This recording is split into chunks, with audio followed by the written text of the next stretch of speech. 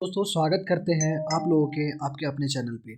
आज हम बात करने वाले हैं एपकैट 1 2025 के बारे में कि उसकी प्रिपरेशन कैसे स्टार्ट करनी है, सब्जेक्ट वाइज जो कोर्सेज है उसको कैसे कंप्लीट करनी है, कैसे उसको स्ट्रेटजी क्या रहनी होगी, साथ ही साथ में हम लोग 200 मार्क्स कैसे लेके आ पाएंगे। ठीक है, चलिए वीडियो को आगे बढ़ाते हैं। ठीक है, चलिए सबसे पहले मैं बता दूं कि मैं कौन हूँ। मेरा नाम प्रभात है। ठीक है, मैं क्या एक राइट पर्सन हूँ आपको इस सजेशन देने के लिए? तो मैं कुछ चीज़ें दिखा देता हूँ। ठीक है, मैं 4 टाइम क्वालिफाई कर चुका हूँ एपकट एग्ज़ाम्स को। ठीक है, साथ ही साथ में एक इम्पॉर्टेंट चीज़ और भी है कि मैं 4 टाइम्स फेल भी हो चुका हूँ, शुरू का 4 टाइम्स और लास्ट टाइम। तो मुझे ये भी पता चल गया कि क्या चीज़ें नहीं करनी है फेल होने के टाइम पे, और जब पास हुआ तो मुझे ये भी पता है कि मुझे क्या चीज़ें करनी है। चलिए मैं वीडियो को आगे बढ़ाता हूँ। आप यहाँ पे देख सकते हो मेरा 4 ईमेल आया हुआ है। आप सभी को पता है, प्रभात यहाँ पे देख सकते हो कि इस प्रकार की ईमेल जब आप एग्ज़ाम क्वालिफाई कर ले तो तभी आता है। चलिए, पहला ईमेल था, देखिए यहाँ पे दूसरा ईमेल हो गया, तीसरा ईमेल, चौथा ईमेल।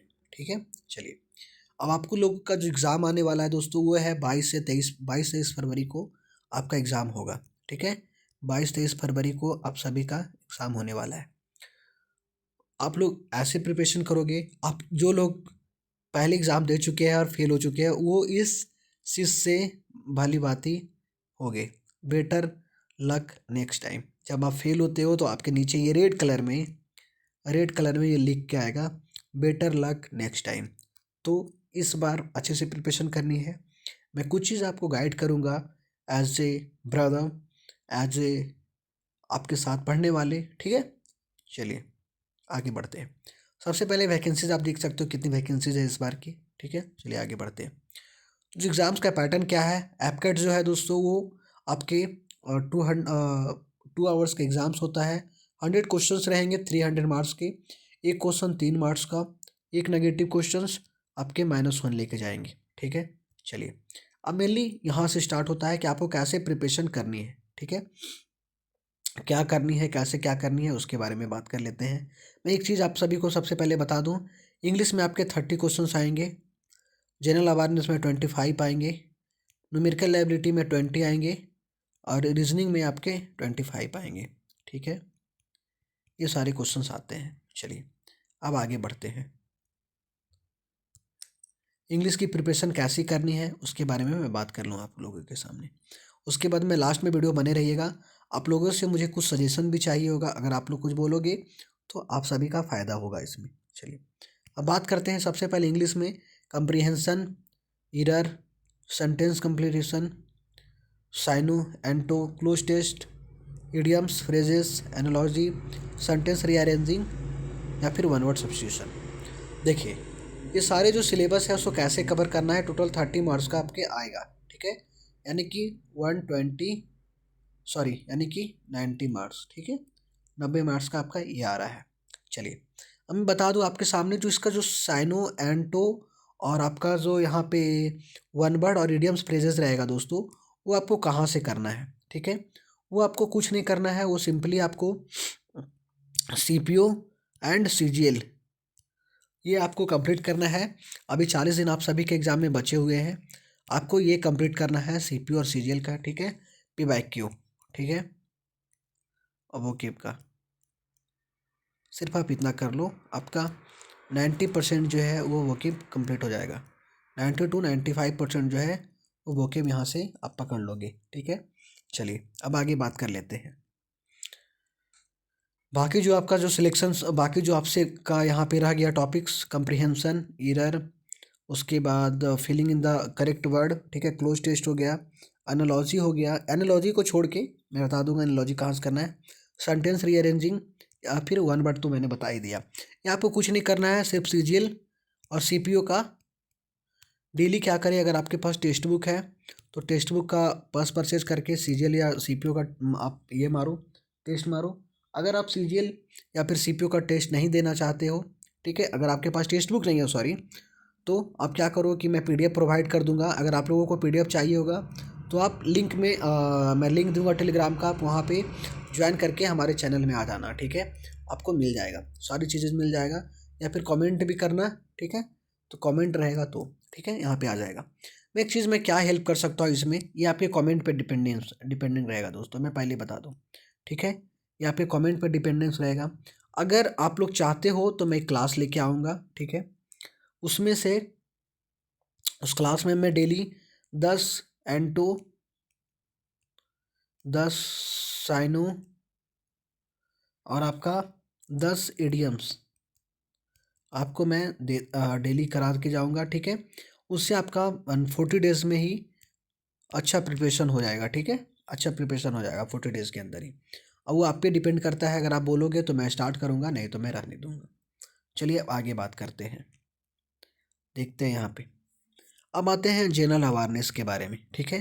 जनरल अवेयरनेस में आपका history, geography, sports, national international organisation, art and culture, personalities, environment, ecology, Indian polity, economy, basic science और knowledge, science, technology, current affairs वगैरह आता है, ठीक है। चलिए इसके बारे में बात किया जा रहा है। चलो अब इसके बारे में बात करने से पहले क्या बात किया जा रहा है यहाँ पे देखते हैं। देखिए बात कर किया जा रहा है यहाँ पे इंटरनेशनल ऑर्गेनाइजेशन से क्वेश्चन में फिक्स रहता है कि WTO या फिर आपका WHO या अभी ICC का जो हुआ है T20 वर्ल्ड कप, इसका हेडक्वार्टर्स कहाँ पे है, इस्टबैलिश कब हुआ है, कितने मेंबर्स है, ये सारी चीज़ें आते हैं। ये सारी चीज़ आपको करना है। बात रह गया आपका हिस्ट्री के बारे में, तो हिस्ट्री में जो स्पेशली क्वेश्चंस है कि कौन सा राजवंश जो है उसका किसने खड़ा किया था, ठीक है। उसके बाद फिर अगर बात कर ले मॉडर्न में, तो INC का जो है इंडियन नेशनल कांग्रेस का अधिवेशन कहाँ पे हुआ था, ये जो कुछ संगठन है उसे कौन बनाया था, वो सारी क्वेश्चंस आती हैं, ठीक है। बात करें ज्योग्राफी के बारे में, तो ज्योग्राफी से जो इंपॉर्टेंट क्वेश्चंस आते हैं वो आते हैं आपके माउंटेन्स के, ठीक है, रिवर्स से, ठीक है, और उसके बाद एक प्लैनेट से। ये सब ये जो तो आपके हैं इंपॉर्टेंट टॉपिक्स हैं, ठीक है, यहाँ से आपके क्वेश्चंस आते हैं। और स्पोर्ट्स में क्या आता है, अभी जो करंट अफेयर से क्वेश्चन जोड़ के मैक्सिमम आता है इसमें एक चीज़ कि ये बताइए कौन स्पोर्ट्स कौन जीता है, कहाँ पे हुआ था, कहाँ पे क्या हुआ था, ठीक है। कौन इसमें प्लेयर रहता था, मैन ऑफ द मैच कौन था, मैन ऑफ द सीरीज कैसा था। जैसे ये आ गया T20 वर्ल्ड कप आ गया, उससे आएगा। या फिर स्पोर्ट्स में आता है टर्मोलॉजी कि बताइए कि ये जो टर्मिनोलॉजी है, जैसे कि डक, डक किससे संबंधित है। ये मेरे 2 ऐप कट में आ चुका है डक, मैं इसलिए मुझे याद है डक किससे संबंधित है। या फिर आपको आ जाएगा कि बताइए कि कितने मेंबर जो होते हैं इस स्पोर्ट्स में हैं, कितने मेंबर हैं उस स्पोर्ट्स में हैं, ठीक है। ये सारे क्वेश्चंस होगा। फिर जो रिंग होता है, रिंग किस खेल के लिए है, वो सारी कुछ आएगा इसमें, ठीक है। उसके बाद बात कर ले पर्सनैलिटीज़, तो इसमें आ जाएगा कि किसी पर्सन का नाम दे दिया जाएगा। उसमें ये पूछा जाएगा कि बताइए किससे संबंधित है, ये कौन है, या फिर अगर उनको कोई अवार्ड उवार्ड दिया रहेगा तो कब दिया हुआ है अवार्ड, ठीक है। आर्ट एंड कल्चर से जो क्वेश्चंस है, ठीक है, ये आता है। आपको पूछ देगा कि कौन सा डांस है जो कहाँ पे, ये डांस किसके लिए था, ये डांस कहाँ पे गाया जाता है, ठीक है। या फिर ये क्वेश्चंस आने लगा है आर्ट एंड कल्चर में, कोई इंसान दे देगा, बोलेगा कि ये जो इंसान है, ये अगर मान लीजिए कोई तबला बाजक है, जैसे जाकिर खान हो गए, जाकिर हुसैन सॉरी, तबला बाजक है, ठीक है आपका। या फिर कोई और भी पूछ देगा जो सितार बजाते हैं, किसी का नाम दे देगा, पूछेगा बताइए ये किससे संबंधित है, कौन सा इंस्ट्रूमेंट ये यूज़ करते हैं, प्ले करते हैं, ठीक है, वो हो जाएगा। उसके बाद इन्वायरमेंट इकोलॉजी में आ जाएगा आपका करंट अफेयर से क्वेश्चन आ जाएगा, ठीक है। उसके बाद इकोनॉमी में क्वेश्चन आते ही हैं, मतलब आपका पॉवर्टी से आ जाएगा, ठीक है, इन्फ्लेशन से आ जाएगा, ठीक है।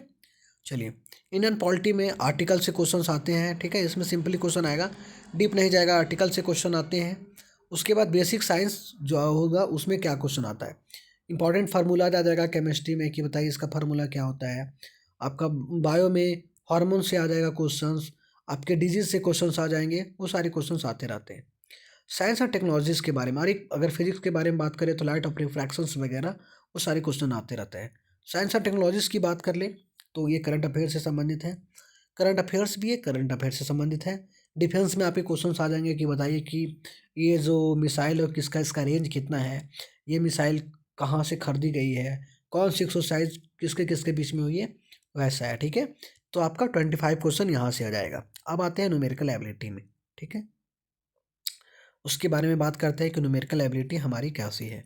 चलिए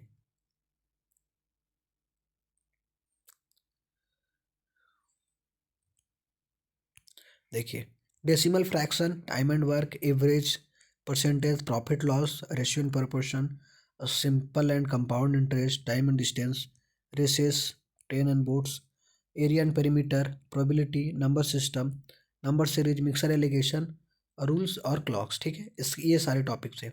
तो मेनली जो है ये अर्थमेटिक के टॉपिक्स हैं, और इसमें से सिर्फ दो चीज़ बढ़ गया है यहाँ पे, मेंसुरेशन 2D और आपके प्रोबेबिलिटी। ठीक है, ये बढ़ा हुआ है। चलिए, अब आप इसको कहाँ से कैसे क्लियर करोगे, ठीक है, उसके बारे में बता दूँ आप सभी के सामने। ठीक है, देखिए मैं बताना चाहता हूँ कि ये जो नंबर्स, ये सारी चीज़ें है, अगर आप लोग बोलोगे, क्योंकि मैं एक चीज़ बता दूँ, रीजनिंग और ये न्यूमेरिकल एबिलिटी मिला के टोटल 45 क्वेश्चंस बनते हैं। मैं यहाँ से जितनी बार मेरे एग्ज़ाम क्वालिफाई हुआ है 40 प्लस स्कोर रहा है, एक बार, एक बाकी बार अब मेरा 42 43 प्लस ही रहा है। ठीक है स्कोर। तो अगर आप बोलोगे तो मैं एक लेक्चर आपको चैप्टर वाइज करवाते चलूँगा। ठीक है, कुछ क्वेश्चन दे दूंगा, वहाँ से आप सिर्फ कंप्लीट कर लोगे, आपका कंप्लीट हो जाएगा। ठीक है, न्यूमेरिकल एबिलिटी आप वहाँ से कंप्लीट कर लोगे। ठीक है, जो जो मेन मेन टॉपिक है, आप जो बोलोगे कि ये टॉपिक मुझे करवा दो, ये टॉपिक करवा दो, मैं करवा दूंगा। ठीक है, आप वहाँ से आप कंप्लीट कर सकते हो इजली वाइज। या फिर अगर आप खुद से करना चाहते हो तो आप कोई भी यूट्यूब पर टीचर्स देख सकते हो, कहीं से भी आप देख के पढ़ सकते हो। अब बात आता है रीजनिंग एंड मिलिट्री एप्टीट्यूड के बारे में। ठीक है, रीजनिंग एंड मिलिट्री एप्टीट्यूड के बारे में कुछ मत करो, आप सीजीएल का क्वेश्चन उठाओ, यहाँ से मारना स्टार्ट करो। ठीक है, इसमें लगभग कुछ अलग पैटर्न से नहीं आता है क्वेश्चन। ठीक है, एक क्लॉक वगैरह आता था पहले, अब तो क्लॉक हटा ही दिया है। ठीक है, क्लॉक एक बार देख लीजिएगा कि क्लॉक का क्या क्वेश्चन है। बाकी इसमें कुछ नया पैटर्न से क्वेश्चंस नहीं आते हैं। आया मुझे आप सभी को बात समझ में? चलिए, अब बात आया कि 200 क्वेश्चंस कैसे लेके आना है, 200 मार्क्स कैसे आएगा। तो इंग्लिश में 30 क्वेश्चंस है, आपके जनरल अवेयरनेस में 25 क्वेश्चंस है, न्यूमेरिकल एबिलिटी में 20 क्वेश्चंस है, रीजनिंग में 25 क्वेश्चंस है। मैं आपको बताता हूँ एक एवरेज लड़का के बारे में, जो लोग प्रिपरेशन करना स्टार्ट किए हैं उनके बारे में, कि वो क्या कर रहे होंगे, कैसे उनका नंबर आएगा। ठीक है, चलिए सबसे पहले बात करते हैं जो लोग रीजनिंग में 25 में से 20 नंबर आप इजीली कर लोगे, जो लोग अच्छे से थोड़ा सा ध्यान दे रहे हो। मैथ में अगर आपका 20 मार्क्स का है तो 15 तो ले ही आओगे। ठीक है, बात रहा जीएस का, तो जीएस टफ आती है दोस्तों, ऐसा नहीं है कि कप केक है, आप वहाँ से इजीली उठा लोगे। 15 में से 10 कर लोगे। ठीक है, बात आया 13 क्वेश्चन इंग्लिश के, तो इसमें आप 20 कर लोगे। ठीक है, आपके टोटल कितने क्वेश्चन हो गए? 40, 50, 65 क्वेश्चंस करोगे, यानी 195 मार्क्स आपका स्कोर कर लिया। ये मैंने एवरेज के बारे में बताया। जो अच्छे स्टूडेंट होंगे वो 20 में से 18 तक जाएंगे। ठीक है, इसमें 25 में से आपके चले जाएंगे, आपके 25 में से 22 तक चले जाएंगे। जैसे मेरा जो था दोस्तों, ये दोनों मिला के मेरा हमेशा 40 के करीब में बनता था। मेरा जीएस थोड़ा सा वीक था, इंग्लिश में एंटो साइनो में नहीं पढ़ता था। ठीक है, मैं लास्ट में पढ़ना स्टार्ट किया था, शुरू में मेरा इसमें वीक था। ठीक है, तो मैं यहाँ से स्कोर कर लेता था। तो मुझे उम्मीद है कि आपको सारी जानकारी मिल चुकी होगी। ठीक है, तो इसी के साथ थैंक यू सो मच। अगर आपको किसी भी प्रकार का प्रॉब्लम है तो आप कमेंट सेक्शन में कर सकते हो। Thank you so much.